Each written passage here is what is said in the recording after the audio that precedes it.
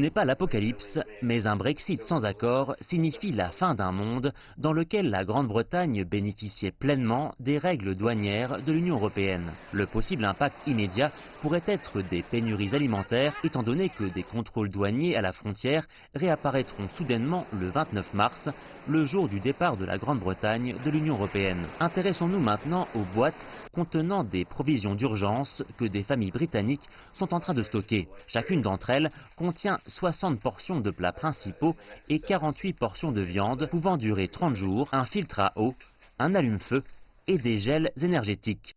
Il y a la viande, les pâtes, les légumes, etc. Tout ce que l'on cuisine en temps normal. Il y a pour ainsi dire tout le nécessaire pour un bon repas sain. C'est un repas particulièrement nutritionnel et il est destiné aux situations d'urgence. Mais c'est aussi très bon. La boîte Brexit coûte 295 livres. C'est presque 400 $ américains. Elle ne peut être commandée que sur Internet. L'entreprise affirme avoir vendu plus de 600 boîtes depuis qu'elle a lancé le produit l'an dernier à la mi-décembre. La question est de savoir si de possibles pénuries alimentaires causeront une hausse de l'inflation en Grande-Bretagne. C'est une véritable inquiétude. Quelque chose comme 40% de la nourriture en Grande-Bretagne vient de l'Union européenne.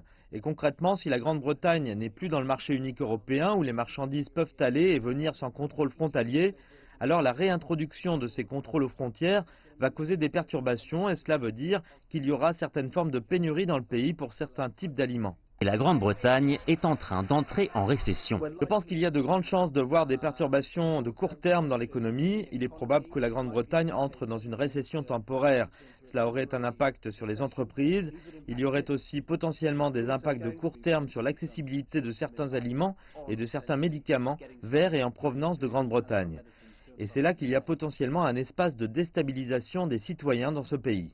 Mais le plus inquiétant, c'est que le Brexit pourrait affecter les entreprises et diminuer les embauches.